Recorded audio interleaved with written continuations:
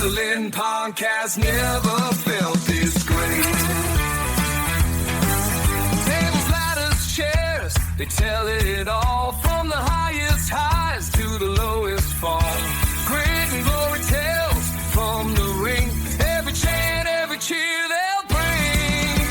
Devon and the Duke bring the heat. Wrestling tales knock you off your seat. Tune in now, don't you be late. Wrestling podcast never felt this great. Brothers and sisters, welcome back. Welcome back to another exciting edition of the three-time award-winning podcast, Devon and the Duke. This is a limited edition series hosted by the man who is getting over the flu. I had to fight blizzards. Now I had to fight the flu. And if it is up to my co-host here, I'll be fighting Cody Rhodes at some point in Elimination Chamber, which is ridiculous. But I'm Duke Loves Wrestling, and I'm joined here by the five-time Hall of Famer, the YouTube sensation, the man that loves to walk around in his flip-flops and linen shorts and work on his tan in Florida, as you saw in the graphic from last week's episode, Brother Devon Dudley. What's going on, man? That's a shoot. Me shoveling the snow and you laying out with your cocktail and you got your shorts on in the sun. Listen, I got my pina colada. I'm enjoying life. I bet you are. Hey, that's actually a good point. What is your drink of choice since you've been down in Florida, and has it changed compared to what you used to drink when you were up north? Well, I think the biggest one is it used to be White Zinfandel. And anybody who knew me knew that. That was one. I had been turned on to the wine, so I basically started drinking that a lot. And then it went from that to Jack Daniels for the taker. And then after that, that was really it. Pina colada. Pina colada was definitely the drink of choice, because I really wanted not to get too intoxicated, but just to enjoy myself and have a little buzz. So I would do that just to maintain, because it gave me the sense of drinking alcohol, but yet cool and refreshing, because it had a little sweet taste to it. That is interesting. That is very interesting.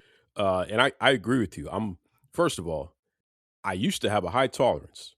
You know what I mean? But as you get older, you ain't in college no more. It ain't that kind of party no more. So no, there isn't. I'm a sipper. I'm not taking shots and trying to get smashed. I'm a sipper, man. If you give me a beer, I don't like that. Yeah. It might take me a whole hour to drink one beer. I'll just sip it. Yeah. I'll just sip it. But I'm with you on that. I tell people all the time, you don't realize you're drinking all that alcohol, the whiskey and all of that, and you're putting basically poison in your body. And when you tell people that, they don't want to hear that, but it's the truth. And this is why when people drink alcohol, they age and all of that. Yeah. I look at so many young people who drink a lot, and 3 years, they look like they're about 40 years old. Yeah. Hard living. That's what we call that. Hard living. Mm-hmm. Gone are the days where you'd be pounding whiskey and smoking cigarettes and all that other foolishness. You know what I mean? Those days, It's not the 80s anymore, folks. It's not the 80s anymore. Please give me a break. But it's crazy, Devon. I felt like the Lord was going to check me out early because I was fighting this flu. And it was either the Lord or Cody. Oh, is that what it was? I've been getting people been messing with me about this Cody thing, man. You done started a whole situation with that. Okay. I don't know why people think that it's okay to encourage you with that, but I'm just gonna say this. Cody Rhodes calls himself the American Nightmare. And I looked up the word nightmare, and there is nothing positive. Here you go. That. Okay. Here you go. So you want to be a baby face, but you call yourself a nightmare, Cody, and then you wonder why I don't like you. Okay? I'm just going to say that. Okay? And now you want to talk about people picking on you. Meanwhile, you done there, run the man down and this and that. Okay. Why you gonna call yourself a nightmare if you're supposed to be a good guy? I don't understand that. I don't understand that. You know. But anyway, as I was sitting there waiting for this flu to break, and it finally did. So I'm on the mend.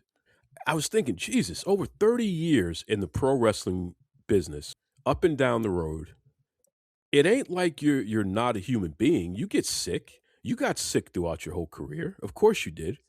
How the hell did you manage being sick Oh and yeah. not being able to take the day off? What did you do? So let's start here. There's got to be a system that Devon Dudley, or even you know tough grizzled veterans like yourself, Hall of Famers like yourself. There's got to be a system. There's got to be medicine or drinks or types of soup. If Devon Dudley's in the middle of his career and he is the Dudley Boys, Devon Dudley. He's done TLC and all that. So now you guys are legendary status, and you get sick. What is the go to? What are you taking? What are you doing immediately? Well, I've had food poisoning once and the flu twice and had to wrestle. And it's no joke. You just got to go do it. Unless you're so ill that you can't keep your head up, then and only then are you able to get out of that. But every single time I wrestled, I remember I was in Hawaii, the second time we went back, and Bubba was on Raw and I was on SmackDown. SmackDown went to Hawaii, and I remember getting sick as a dog. I caught something. At first, I thought it was food poisoning, but it wasn't. I was sick as a dog. And I just remember getting to the building the next, because it started the night before.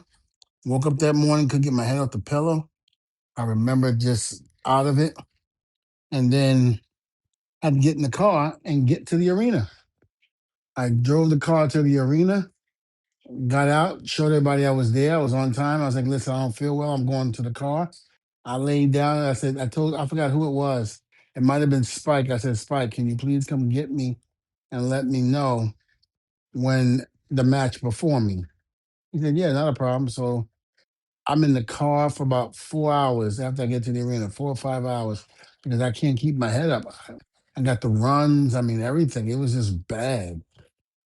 And I remember Spike come knocking on the door. He goes, Devon, it's the match before you was in. He was like, they just started. You got whatever time, you got. And I was like, oh, okay. I got up, laid back. I couldn't had to fall back down again. I had to tell myself, all right, Devon, get up, get up, get up. I finally get up. I go to walking and I feel like I'm gonna throw up. The match ends that's in the ring, and now we're up. And we're up, and it took everything in my power just to take a step and walk to the ring. So I don't know how I did it. I just did it. Was there any kind of medicine or soup or drinks? Like, how did you treat the cold? Let it pass through. That's what you could do. So there's no wrestler witch doctor brew or anything like that y'all take or nothing like. No, Papa Shingo became the Godfather already, so we didn't have him no more.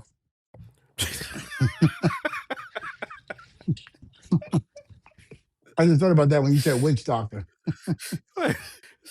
So you didn't have the green stuff coming out of you like the Ultimate Warrior, nothing like No, that. we were just talking about that the other day. Just talking about that.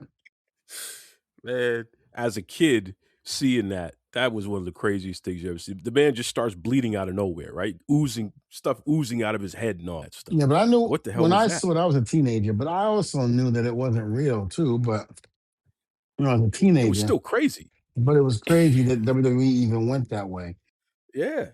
Yeah. That was nuts. And to know the Godfather like you do afterwards, be in the ring with him and all that stuff, it's like, damn, you're the same guy. Hmm. That's crazy. That's crazy. But I'm surprised at this, I man. don't I feel like you're protecting the business on this. You mean to tell me that y'all don't have nothing that you take when you're sick? That's like a special concoction or something that wrestlers No, there's take? nothing. There's nothing. Wow. You just gotta let it play out the system. Wow.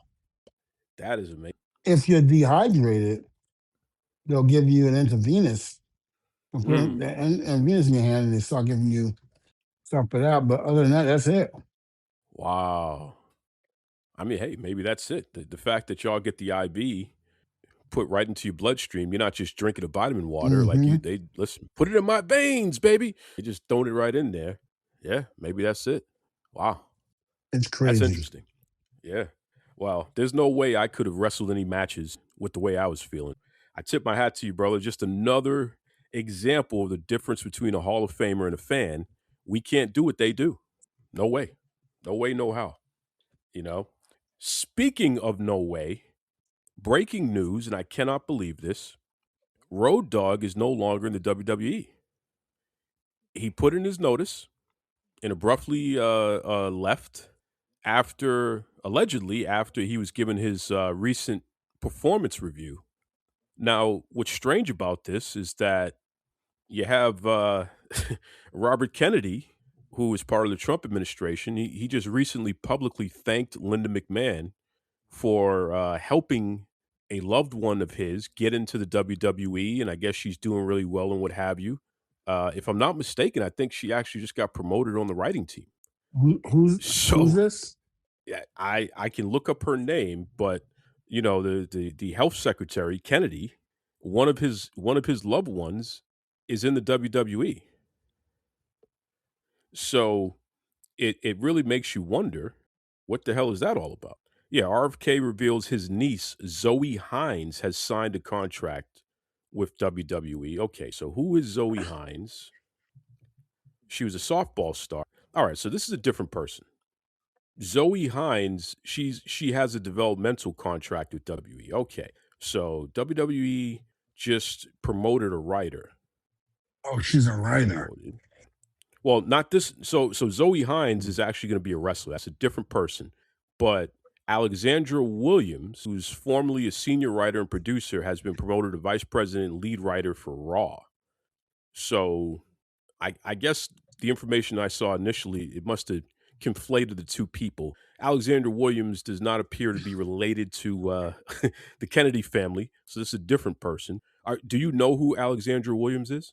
No, I don't. Okay, well she's promoted to be the lead writer of Raw, and at the same time, Road Dogg quit. Wait a minute. Well, do you know what the girl looks like? Alexandra Williams, Yes. curly hair. Tall. Yeah, she looks tall. Yep, Yeah, I think I know who it is. She took she's Road been Dogg. around. It looks Yeah, like yeah, yeah. I think I know who it is. She took she's Road been Dogg's around since place. 2020. I don't know if she took Road Dogg's place per se, but she got bumped up. He got a bad performance review and he left. So you can put two and two together there. Yeah, but who could have given him a bad review?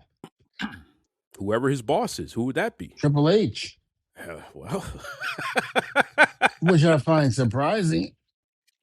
I'm not surprised. You saw that WWE, uh, uh, behind the scenes show. They just did that most recent season, and it was very clear that Triple H and Road Dogg are not on the same page creatively, I didn't. like at I didn't all. see that part of the show.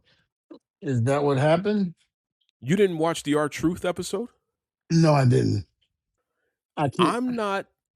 I'm not trying to take a shot at anybody. So I want to make sure that people don't misconstrue what I'm saying. I'm an outside observer, just calling what I see. I did not get the impression that Triple H valued Road Dogg's opinion of what should happen creatively with Truth. I got the impression that Triple H was very dismissive about Road Dogg's opinion regarding what should happen with Truth. Mm. And I got the impression that Road Dogg was extremely frustrated with that fact because it felt like Triple H was like, "What have you done for me lately?" And Road Dogg was arguing more from the standpoint, this is one of our leaders. Like he means something that goes beyond just being a performer on TV. He matters in the locker room. And I just got the impression that Triple H was like, yeah, well, whatever. So there was a clash in perspectives that played out on that show. And with the Road Dogg leaving, it further reinforces the notion that wasn't for show. That was real. So now that I tell you that, what do you think? Well, it surprises me because the whole DX thing, and that's Hunter's boy, and they've been boys, and surprises me. Still surprises me. Well, well, it's not like they haven't had problems in the past. You know, Road Dogg has apologized, but don't forget when the New Age Outlaws left WWE and eventually ended up in TNA, they put out a shoot interview like never heard before, where they were burying Triple H and threatening to kick his ass. Mm. This is before podcasting, folks. This is back when everything was a shoot interview. So, you know what I mean? It's not like they haven't had a split before, but clearly I don't think they were on the same page creatively as of it doesn't feel that way. Mm. Yeah. I mean, I can see him. I can see Road Dogg leaving because of a difference of an opinion or creatively. I can see that, but I don't know. I don't know if I can see them being upset with each other because I know they at one point were very, very tight, even after the shoot interview. Well, and you can MF your brother and make up later, right? Business is business, personal is personal. Um, but I know it's got to be hard when you're a veteran who has done it on the highest level or high enough, and you're having to explain yourself in a room where you have other veterans, which is great, but you also have some young people in there who don't know they haven't experienced what you've experienced because you were actually in the ring. You actually did the thing. They can only speak from a figurative perspective, right? So I think that there's in everybody who has ever worked a job for any significant length of time gets to that point where it's like the young people, their opinions seem to be valued more by management. And it's like, wait a second, I helped build this place. You know what I mean? What are you asking Chili Willy over here for? Yeah. They haven't been where I've been. You know, I'm sure you felt that way when you were a damn producer, Devon. I'm sure you felt that way at some point. Oh, absolutely. It was, it's hard to say. It really is what it could have been, but I don't know, man. I don't know. I was just as shocked as everybody else was when I heard about it. I was completely shocked and taken back by it. I think it just comes down to people have to start getting used to the fact that it's not a family company anymore. It is not. Damn, man, you think so? It's not. It's not. It's a Uh, corporate mega giant that is run by people who don't have to care the same way that the McMahons and everyone close to them had to care. It's just business for these folks. And I think to Triple H's credit, in order for him to survive and in order for him to create and maintain opportunities for anyone in the family and anyone close to them to possibly even exist in that place going forward, he has to constantly modernize. And he can't fall into the trap of trying to hold on to tradition. Like he has to evolve, right? right. And that does mean that if the veterans aren't evolving with you, then yeah, you kind of have to make it uncomfortable to the point where they leave on their own, or you're going to have to let them go. People don't want to hear that, but that's business. Yeah, I just, man, it still catches me off guard. I'm sorry, I just Yeah. didn't see that coming. I don't think a lot of people saw that coming. Yeah. It's a bitter pill to swallow, brother. So, You know? so who's in charge now in terms of that? Well, if the young lady just got promoted to head of Raw, there is another guy who was the head of SmackDown. Who was the head of SmackDown?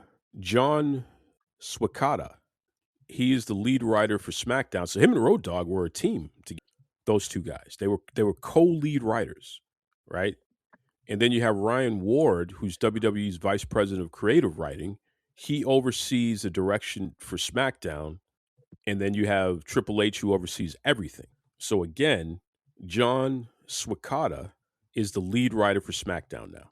And the fact that I could say that name and you don't immediately know who I'm talking about. If you saw his face, you know who I'm I talking probably know about. But his the fact face. that I say that name, Yeah, I yeah, know his it face. doesn't immediately like, oh yeah, that guy. Tells you everything. It's not the same company anymore, bro. It's not. Yeah. I'm just glad I was there when it was. Yeah. Because this new Yeah. I hear generation that. is never really going to know what it's like. They're never going to know. It's sad. They're never going to know what it was like. There's still rumblings. People still hold out hope that somehow, some way, Vince McMahon is going to get investors and he's going to buy the company back. Okay, but Every I'm day I gonna see say somebody this saying that. again. I said this last week. The man is 80 something years old. Does he have the brain power to sit there and to deal with stuff like this again? Not to mention, they don't have Patterson.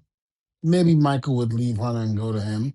I don't know, but he doesn't have the same power anymore. It's a different Vince. This is not the same Vince of 20, 30 years ago.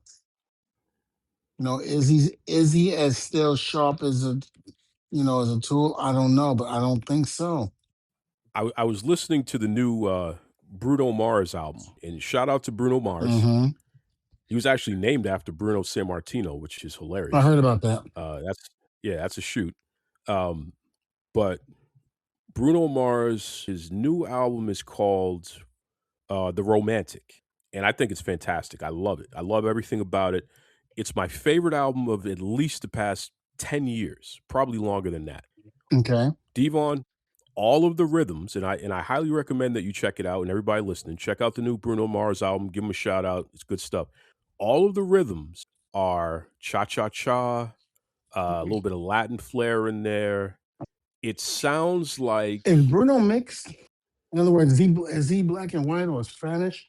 Black and I Spanish? think he's a Pacific. He's technically like a Pacific Islander, if I'm not mistaken. So he's not black in any way. He's not black in any Oh, he's way. not. I thought he was black. Okay. No, and he goes out of his way, to his credit, to acknowledge that he's not black. He doesn't try to play games with that. He was born to a half Puerto Rican, half Jewish father, and his mother is a Filipina. Okay. And Bruno was raised in Hawaii, so he's got a little he's got an interesting blend there, which is why he looks like anything and everything. But the rhythms on that album sound like mid '80s Vegas. It's bright lights, it's showgirl music, it's fun, you dance to it, it feels good. There's a little bit of '90s R&B in there. But here's why I'm bringing this up in the context of what we're talking about. As I'm listening to it and raving about it, and I tweeted about it, telling my lady about it, played it for her and all that stuff, I sat there and I said to myself, I said, damn, I can't think of any R&B artist that's current who's putting out music that I feel this good about. But this Bruno Mars stuff, because it sounds so familiar and it's something that I'm used to, it's something that I grew up on, the rhythms, like this is my stuff. I'm outdated. You know what I mean? I can't do the modern stuff.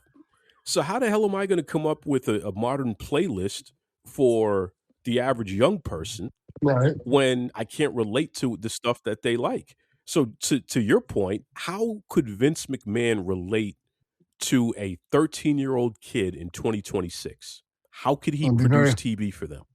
It's very, very hard. I think it really is. There were times in the meetings where Yeah. we thought he was out of touch with a lot of things, and what he thought was funny, we were like, "That's disturbing," and vice versa with him. I just don't know. Yeah. I don't know. Yeah. I don't know. Again, Yeah. you don't have Patterson anymore. But would Patterson work in this age? Would Patterson work in 2026? Well, no, I'm saying you don't have a. You don't. In other words, not like I should say you don't have the old Pat Patterson anymore. Maybe I should say it that Got way. it. Got Because it. no, he wouldn't. And I think Pat started getting either dementia or Alzheimer's towards the end. I think. Yeah, that's why I took him off the road. Yeah. Yeah, I think, and it's sad because one of the greatest minds in pro wrestling, was a shell of himself. It's sad. It really was sad. Yeah. And it's I mean, amazing we're all going to how. get there, unfortunately. Yeah, and it's amazing how that sickness just takes over a person. And the thing about it is, there are some people that are lucky that don't even go through that. They don't Yeah. get Alzheimer's, they don't get dementia. A student of mine His mother comes to the school all the time. She supports her son, the father every so often. But they were telling me about 2 weeks ago that they were going to visit the husband's father, and he was 90 years old. He still drives. He Mm. still has his wit about him. And, it's like you would only be so lucky to be able to be like the husband's father, to be 90 years old and still have all your wits about you. And I told her, I said, Mm. can you please ask him what he did to do that? Because I want to know. I mean, think about it. 90 years Can old and he he's meal still prep for driving. me? Exactly. Can 90 he years meal old. prep for me? It's incredible. It's Maybe you should true. ask him. Maybe you It's should true. ask him why are you gonna be fighting Cody Rose? Man, I tell you. You went viral again for the Obafemi stuff. There is a movement. There is interest in seeing Devon Dudley versus Obafemi. I'm just letting you know. You keep pushing it, and we're gonna make you an offer you can't refuse. There is no offer. There is no thing. Stop. I'm gonna start with the video game, and I'm gonna make a movement. Damn it. WWE ain't thinking about me in that light, and I ain't thinking about them. Hell no. You got to feed Oba more. Feed Oba more. Come on. Wow. You really are a sick man. You need Jesus and you need help. Devon, I'm going to be right there at ringside talking about throw the damn towel.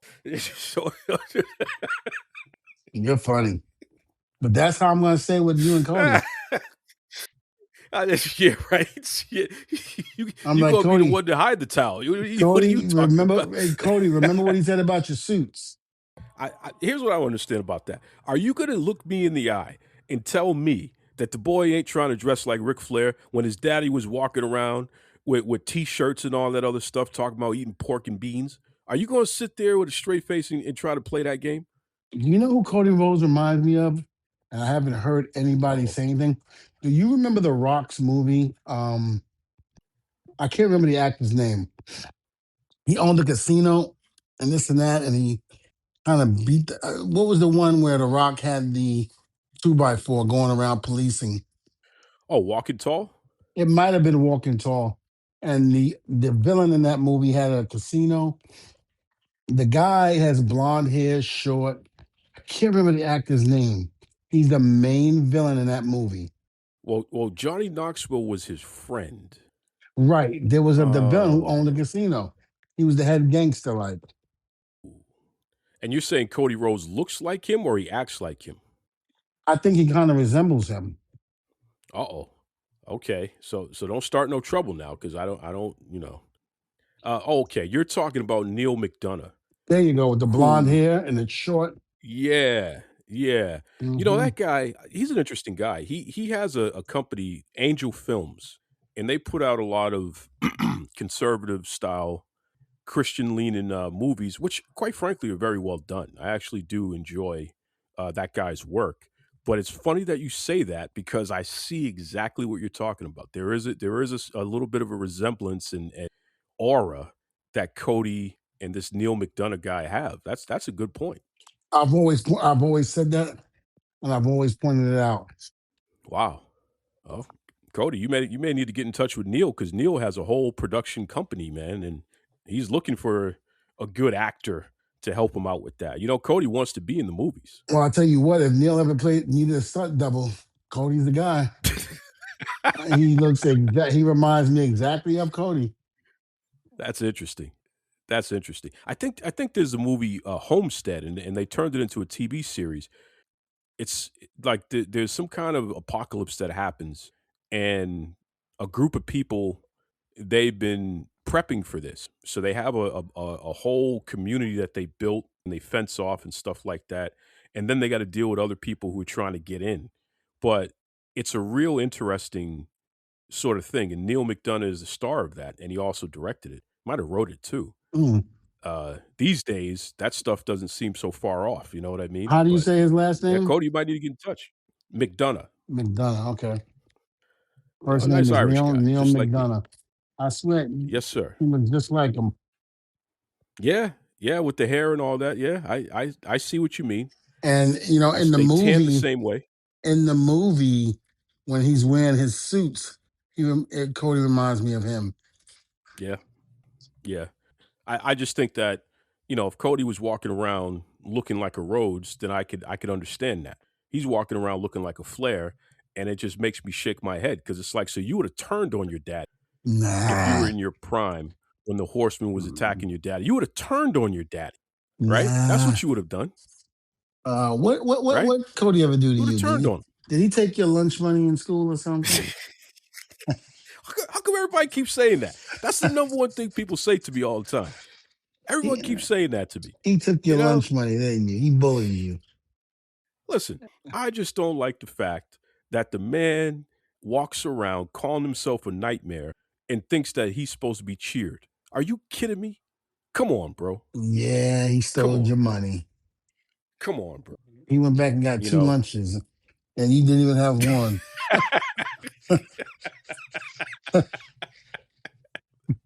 Listen, don't you ever introduce that man to me now, Devon. Listen, don't ever do that. Listen, I don't want those problems. All right. I'll talk on the microphone. That's it. Look, That's if right. you want, I can set up a meeting and have him give you back your lunch money. Nah, I'm good. I'll leave it alone. You sure? I'll buy a bottle of Wheatley vodka and put my face on it. Bet you will. Yeah.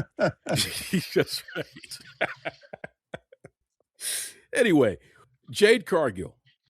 I have gotten a lot of requests to weigh in on this. And I want to preface this by saying, folks, there's no confusion. I have probably been the biggest Jade Cargill critic in terms of wrestling ability than anybody. Because from the very beginning, I was saying, I don't know about this. She need to do better than that. Where's the training? She's not improving, etc. I have called this lady out. When she started saying green is for the money, it's because I kept saying she was green. Other people were saying it too, but I was pretty boisterous about it. So I make no bones about it. I've criticized the lady. But here's the problem. She's on a collision course at Rhea Ripley. WrestleMania looks like that's going to be the match. Fantastic. Two, big, strong women. They're going to beat the hell out of each other. I love it. Great. They're online having their little back and forth feud. Chelsea Green, who's injured right now, she jumps in, and Piper Niven jumps in. So that's great. They're generating interest. Every non-deodorant wearing, bad breath having, don't experience the loving touch of a woman unless she's related to them or they have to pay her, humanoid bastard jumps online and starts talking about how uppity Jade is. She has a bad attitude. And I heard. This is what these fools talk about online. And of course, the goofballs like Meltzer and these other fools with the websites and what have you, they eat that crap up. And it turns into something that they're serious about. Right. Where they're attacking this woman and they're using all of the dog whistles to attack her character as a person, as a real human being. And I got a problem with that. What are they saying? Well, to sum it up, they're calling her the angry black woman. Who's saying that? Because all the goofballs online, man, this is what these guys, this is, and they're men, this is what they do. Because they're jealous, because they know they could never have a woman like that, because they don't like the fact that, God forbid, a woman who's educated and talented and gorgeous is also self-confident. God forbid that. So I'm just going to say a couple quick things here, and then we'll really get into it, because I know you got a lot to say about this, Steve. Here's what I know about Jade Cargill. Jade Cargill created a safe space for young women when she was in AEW to come and be in her presence, train with her, more importantly, sit around and have women-to-women conversations about who they are in life, where they see themselves, how they're feeling. She was offering mentorship, basically right out of the gate, and especially young women of color. And I know it for a fact. I'm not going to name any names. That's their story to tell in full, but I'll just say the way that Jade Cargill created a space for young women, especially young women of color, to feel safe in her presence and be able to open up and talk about identity, what have you. Incredible. Another example, and then I'll hand over the mic. Jade Cargill helped people put food on the table in ways that if she didn't step in and help, they may not be eating as well as they are now. And those who know. And they can tell that story when it's time and when it's safe to tell that story. But what Jade Cargill did for some folks, they are still eating well because of what she went out of her way and did for them. And she didn't have to do it. And she did it because that's the type of human being. So if you're going to attack her personally, I got a problem with that. I'm just going to tell all y'all out there right now, don't do that. That's a good person. Now, with that said, she's one of the worst wrestlers I've ever seen in my life. and she's improving slightly, but she's been around too long to still be making the mistakes that she's making in the ring as consistently as she does. And I'm not afraid to say that out loud. I've been saying it all along. Callie Armstrong is better than Jade Cargill, and that doesn't even make sense. Who? So this is the young lady who was the first NXT. Well, she was the NXT Evolved champion. She technically wasn't the first. I think she was the second. But she was the NXT Evolved champion, and she's moving up in the ranks. I think she's going to be permanently on NXT. She's an NIL athlete. She is amazing. She is the size of Rhea Ripley, and she has the athleticism of Bianca Belair. She is amazing. And she's only been wrestling a couple of years, and she's already better than Jade Cargill. So, and Jade Cargill is a champion who probably is going to enter WrestleMania as a champion. So that tells you everything you need to know there. So I think that there's a lot of room for improvement as a wrestler, but as a human being, leave Jade Cargill alone. Don't do that, folks. Now, Devon, you're the expert. You're the Hall of Famer. You're the trainer. You know bell to bell. What are your thoughts about Jade Cargill? Well, I didn't know, and you corrected me, I believe, before the show started, that she had never been in NXT. And maybe that was a mistake. Maybe she should have been in NXT. And maybe if she would have had that training like some of the other talent go through before they get to the main roster, maybe this conversation wouldn't even be had. I don't understand. I understand she has the look, the body, and all of that. But in terms of putting her straight from AEW to to the main roster, I think absolutely not. Take a look at her in AEW, and chances are she probably really did need to go to NXT, and nobody picked up on that. So you can't blame her. You can't blame her at all. It wouldn't have hurt her to go to NXT for a little bit, get some proper training, and then go to the main roster. When she first came in, if she would have had some time in NXT, maybe we wouldn't be having this conversation right now. And she's a really nice person outside of the ring. I've met her, I think maybe twice, and she's always been respectful, very soft spoken. She's really a genuinely nice person. And again, it's not her fault. If they probably brought her up because of the look that she gives, the look that she has, I should say. And again, that's not, if you want somebody to become a star like that, you can't just bring them up because they look the part. Make sure they have the part before you bring them up to the main roster, and then do that. But that's probably what's missing. To be honest with you, that's probably what's Yeah, I mean, missing. I agree. I agree. Now it's backwards. Now you can't bring her back. Now she can't go backwards. Now she can't go to NXT. Yeah, you kind of have to squeeze more of the toothpaste out of the tube at this point because Or you you done take her built off her of up too much. TV a little bit and bring her to the PC. Mm. Because they've done Well, she that. was doing They've that. done that to people before.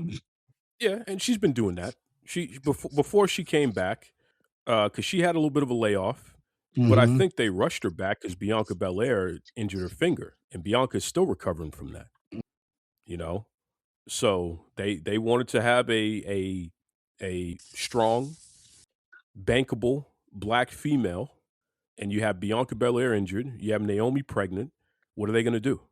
So they said, "Look, Jade, we got to take the training rules off. You're it." And it just, I don't know. But it's interesting because they did put Asuka and Kyrie and Rhea down in NXT, and all those women were experienced before they got to WWE. They had experience, way more than Jade did. I don't know about. So, What would you say? Kai? I can never say her name right. Kyra. Kyrie. Kyrie. Now I know Kyrie. I saw some of the stuff from Kyrie in Japan, and she was good. Yep. But you put her in Yeah. NXT, and yet you made her wait, and then you took her up to the main roster, but you didn't put Jade in there. That's somebody dropped the ball there.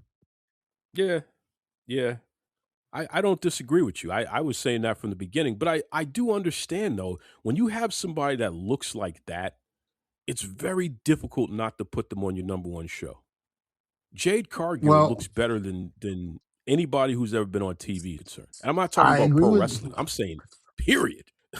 You know Listen, what I I agree mean? with She's that. Halle Berry, brother, with Yeah, muscles, but right? yes, I agree with that. But then you also said they put Oscar in NXT, and I know Oscar Yeah. was ready to go to the main roster. Let me tell you something. Oscar's ready to go. She could kick your ass right now. Exactly, and What do you I think ain't about that? disagreeing. I ain't You Oh, trying to start? you hate. I ain't disagreeing with that. Ain't nobody ready for Oscar. Oscar can kill somebody just with her looks alone. Oscar will murder you. Yeah, nice try. I tried to work you into it, boy. I tried to work you into it. You didn't take the bait at all. No, Yeah. no, because I know exactly what Uh, Oscar's capable of. Not to mention, I used to produce some of her matches, so I know exactly how she can kill you with just one finger. wait. I can't let you off of that. I need this. I need this. As a kid who took Japanese in third grade, I need this, Devon. Please give me an Oscar story. Any story. Anything. You know what? Yeah, I think I can tell this one. I Uh-oh. basically was going to produce one of Oscar's matches for the first time, and Mark Carano didn't do his job in finding out the extra talent that came in this day to the arena. And this girl happened to be an escort. I don't know how she got there or how she got involved, but they were going to put her against Oscar. And I believe Carano had something to do with it. And then they found out that she didn't know how to bump or wrestle, anything like that. And I just remember going, you put that girl in the ring with Oscar, Oscar's going to kill her. Oscar's going to beat the hell out of her and it's gonna be a murder. It's gonna be a massacre. I was like, you can't put that girl in that ring with Oscar. I was like, if she has no knowledge on how to wrestle, Oscar will take that personally and kill this girl. I don't know. I think Carano tried to get this girl a tryout or something like that without even having no prior experience whatsoever. Brother, of all the possible stories that I was waiting to hear, I could have never predicted that one. World. Oh my God.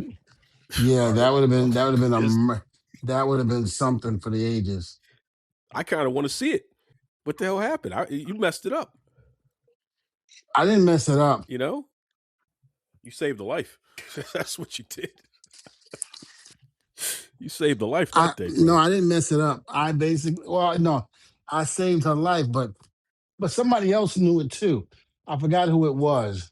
I wasn't the only one. Somebody else knew it, and so I wasn't the one that exposed it. Somebody else exposed it and said something, and I just agreed. I was like, "There's no way." Wow, I was like, "Do not put that this is girl." crazy. I said, "Do not put that girl in that ring with Oscar." I was like, "I'm telling you now. You asking that girl to meet her death That is crazy. because Oscar's old school. She doesn't play." You know, that shit that Yeah. you see her doing with Kyrie, that's Oscar in terms of that's the way they treated her in Japan, you Yep. know, because she's Yep. female and this and that. And that's why she's so damn tough. That's She's exactly amazing. why she's so tough because Oscar grew up very, very old school Japanese way, where if you messed up, you had to hold your hand out, make a fist, and they would beat your hand with a stick with in your knuckles. I mean, Oof. that was Oscar. That was where she grew up. And when you go back and watch some of her Japanese stuff, man, the men were beating the hell out of her. God, they were killing it. It was like they weren't holding back at all. Wow. Oh, it was bad. And the fact that she's maintained being a very good person despite all of that, Mm-hmm. that's a tough person. That's a tough person. Mm, Yeah. mm, mm. Speaking of tough, and we'll end on this note. Demolition. are finally going into the Hall of Fame. What do you think about that? Love it. You know, I was a big, big fan of Demolition growing up. But my favorite tag team in the WWF, here's the rank. The British Bulldog was number one. Okay. The Hart Foundation was number two. And number three was Demolition. And I say that because Wow. remember, LOD wasn't there. LOD was in WCW, NWA during that time. So they weren't really there then. So, you know, I was a huge British Bulldog fan. Huge. Huge. Loved Dynamite Smith and Davy Boy. I was a huge fan of the way Dynamite would snapmare somebody over for a vertical suplex and how he did it Oh with yeah. Oh my ease. God. Oh, Yeah. I was a Yeah. huge fan of that. I think a lot of people were huge fans of that. He was very unique, you know, and nobody had ever seen that before. So it was like, wow, you know, how good it was. Huge fan. Huge. And the crazy part about Demolition, both of those guys were so well accomplished before even getting to WWE and being who they were, Oh right? yeah. Because remember, Axe, he was Andre the Giant's tag team partner. But remember, he was also the mass superstar. He was a mass superstar. Absolutely. I Absolutely. remember when I found that out, I was amazed because one of my first introductions to promos and professional wrestling was when he was in WWF and John Studd was feuding with Bob Backlund. Um, was it John Studd? Hold on. I could be wrong. No. He was feuding with the Iron Sheik. Mm. And I remember him and Bill were working together, but this was back in the day where even though you had a feud with the Mass Superstar, you went on to other people as well. So he was wrestling the Mass Superstar, going around New Jersey, Madison Square Garden, New York, and all of that.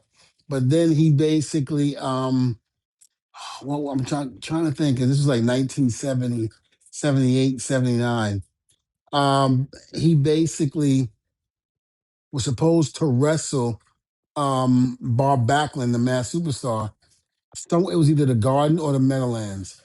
It had to be the Meadowlands because that night Bob Backlund lost to the Iron Sheik.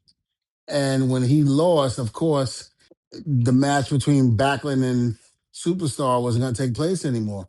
And I remember they had him come out and cut a promo, you know, saying how disappointed he was in Backlund and how, you know, I can't believe you lost. Now, what am I going to do? I don't have a title shot and this and that. And then you know, the disappointment on his face.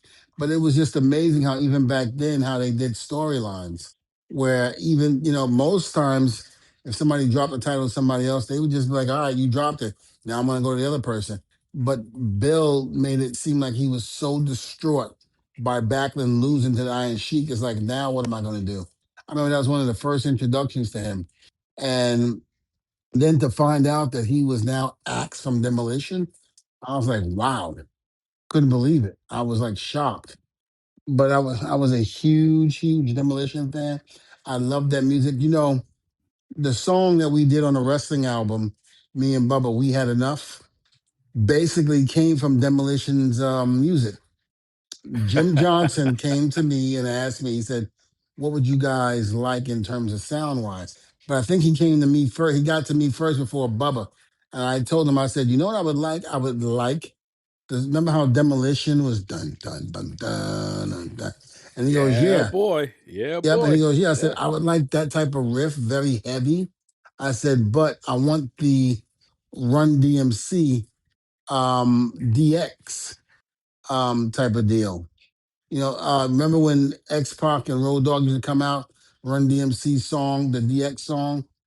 Sure. And I was like, I would like a cross from metal meets rap. And that's how We Had Enough came about. Wow. Wow. You Uh-huh. never know with the inspiration, man. You never know. I love that. It was Well, Demolition song. And I just did an interview with them for a podcast with someone else. And I thanked them very much for their contributions to the business and to the company. And as a fan, I appreciate everything that they did. I used to take my cassette. I used to take a cassette tape. I used to record the TV, and I used to record the entrance musics because I had like a mile and a half, maybe 2 mile walk from my house to school, and I remember putting it on the cassette tape. Then when I had to walk to school, get my Walkman, get my Walkman, and put the cassette tape in, and listen to Demolition going from my house to school, then during football practice, getting dressed, and then walking home from football. That's incredible. Yep. That's incredible. I really I mean, enjoyed watching Demolition. it just goes to show you people knowing you and looking up to you, and it's like you had your inspirations too. That's special. Special. Hmm. Congratulations, Axe. Congratulations, Smash. Well deserved. Not just for Demolition, but for your whole careers. You guys should have been in a long time ago. Glad it's finally happening. No doubt about it. All right, my brother. What's the best way everybody can keep up with you? You got so much going on. I know you got a lot of heat on the horizon. You got some big time interviews that I'm not going to spoil, but what's the best way everybody can keep up with you so they can see that on the YouTube channel and all that good stuff? Yeah, we'll go to Devon Dudley YouTube channel on YouTube, and you know, tell your friends to like and subscribe. Leave your comments down below, and we get to them. We read them all, and we try to answer as much as we possibly can. But you never know. We'll probably get right back to you and answer you straight up. So please like and subscribe and leave your comments and let us know how you feel. Also, you can find me on Testify Devon on Instagram as well as Twitter at Testify Devon. I'm telling you right now, folks, keep an eye on what Devon is doing on YouTube because the heat that he has coming over the next, I would say, 60 days, it's unmatched. Nobody is doing what he's doing. It's crazy when you see the content that's coming out. Somebody's gonna have to give you some more awards on the YouTube side, brother, because you're killing it. No doubt about it. Oh, good. Sure. I mean, I'm happy about that. I mean, if I'm not Damn right. mistaken, I've got well over, let me see, I've got well over 214,170 subscribers right now. Incredible. Hasn't even been 2 Incredible. years. You know what I like about that YouTube channel too? It pops up. So what that tells me is that when people are looking at other content, they're migrating to your content as well. So the algorithm recognizes that, and they're saying, yes, this is what you should watch next, and they're recommending the Dudley. So that's not easy to do, bro. You're crushing it, and I tip my hat to you on that. That's good stuff. Listen, I It's feel good stuff. blessed and I'm happy about it. Damn right. Damn right. Folks, as always, Duke Loves Wrestling on Facebook, on X, dukeloveswrestling@gmail.com. Let me know what you think of the shows. Send in your comments, shout-outs, the whole 9 yards there. We are on the road to WrestleMania, so we definitely got some special stuff on the horizon. I am in the process of putting something together. We will have some Olympic medalists that will be doing a special interview. And in fact, Devon has already let me know he'd like to be part of it. So we're going to do a 2-man thing, and it's going to be a good time. You can count on that. So as always, we're not just pro wrestling, baby. We're everywhere. Okay? Just keep that in mind. We are everywhere. Damn right. Damn right. All right, Devon. What do you got for the word of the week, man? The word of the week is watch Cody Rhodes have a cage match with my man Duke, and let's see if Duke survives. It's the word of the day today. That egg-sucking dog, Ric Flair, Cody Rhodes. Digging yourself Testify. in. You dig it. Don't put my no. Get your own words. Don't put my stuff mixed up with yours. You in trouble, Jack. Listen, I gotta hide behind you. I ain't playing that. Listen, I'm playing dead. I'm falling on the floor and playing dead. I'm done. Strictly for the culture every day. Stepping style in your unique way. Patterns and colors so defined. All about the perfect line. Be yourself, let your spirit fly.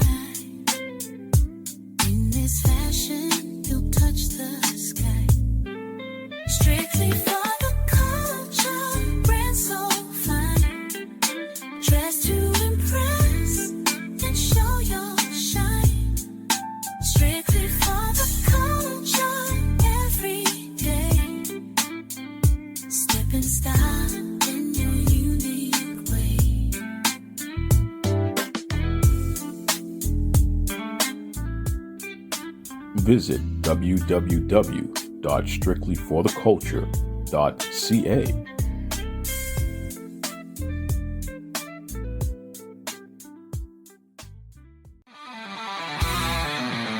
Backstage whispers and the crowds roar, from matching giants to legends of yore. Devon's wisdom and Duke's keen view, every episode feels like it's brand new. Devon and the Duke bring the heat, wrestling tales knock you off your seat. Tune in now, don't you be late. Wrestling podcast never